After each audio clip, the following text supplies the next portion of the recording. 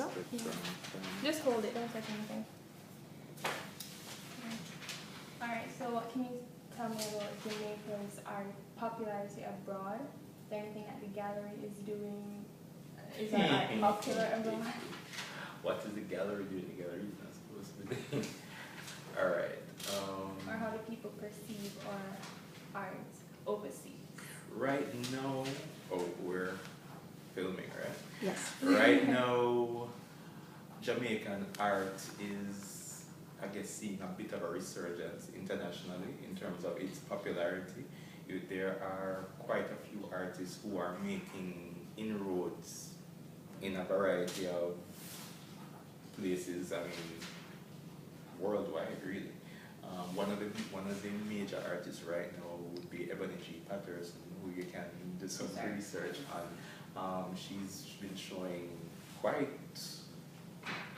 widely around America and Europe right now. And the thing is, I think what's happening, I mean, things go happening in phases, and right now, Jamaica, the Jamaican art has touched a particular thing internationally, so people are seeking it out and looking at it. In terms of what happens here at the National Gallery, we are very much about promoting, I mean, it's part of our mandate to promote the best of Jamaican art.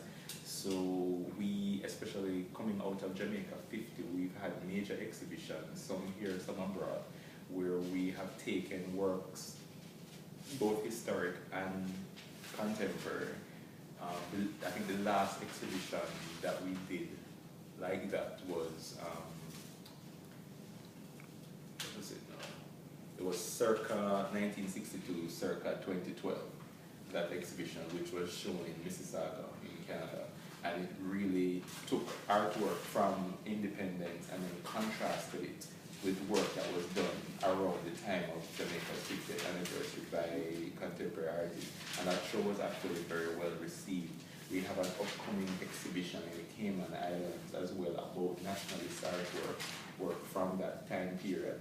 So we work actively where we can, where the budget or the lack of a budget allows, where we can with other parties worldwide to promote Jamaican art. But really, I think it's not so much that the gallery, but the artists themselves are driving what's happening.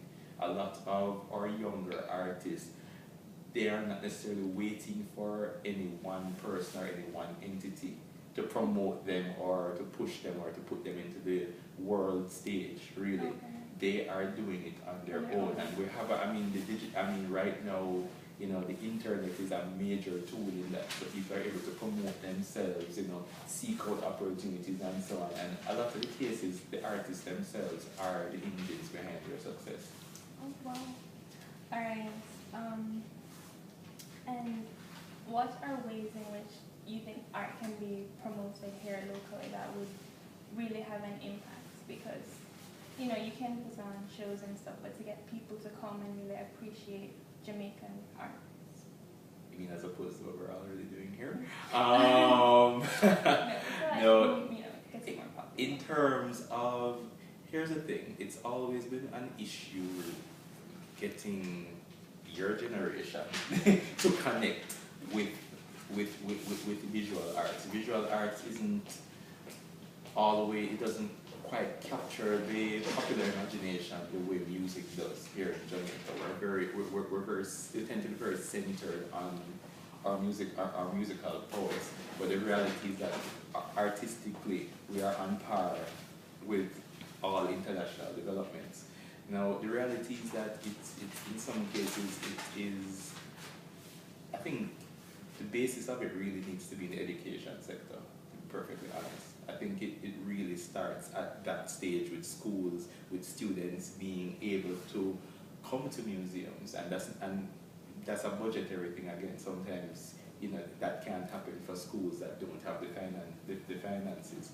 But I think really our mandate is to try and reach more people. So, you know, we're on almost every aspect of social media that I know about right now. I mean, we're on Facebook, we're on Twitter, we have a blog, we have a website.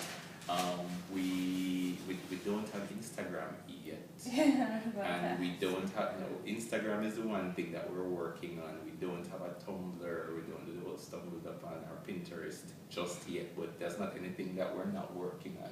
We're trying to kind of reach your generation then in the same way that, other generations reach, because for you, this is what you know in terms of, like iPad, the internet, everything. This is what you're familiar with. When I was your age, the internet, I still had the internet, but it wasn't quite as...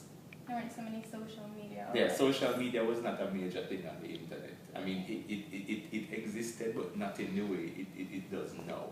So it's something that we're trying to take advantage of right now in order to reach more markets. Our blog is constantly being updated, and we don't just update it in a vacuum. We update it based off of what we see people are searching for, what demand is out there, what students come in and ask for, and sort of things, so that we become a resource that students can go to, because the reality is that you are going to be the adult in the future. So if you know that this is here, you know that you can come here, you can visit the National Gallery free of cost. Yes, I'm plugging it. As a student, you can come to our last Sunday's program, which is something that we've also started to try and reach more people to come in and see our exhibition. So we're open one Sunday a month free of cost. We have entertainment, we have free tours. We're just trying a variety of ways to reach the local audiences, because internationally people know what is happening in Jamaican art, really. It's the local audiences that in a lot of cases aren't aware of how rich things are here in Jamaica. Yeah, all right. Well, thank you, Mr. Lawrence, for You're taking the welcome. time to answer these questions. I hope you get a good grade. Thank you. All right, you're welcome.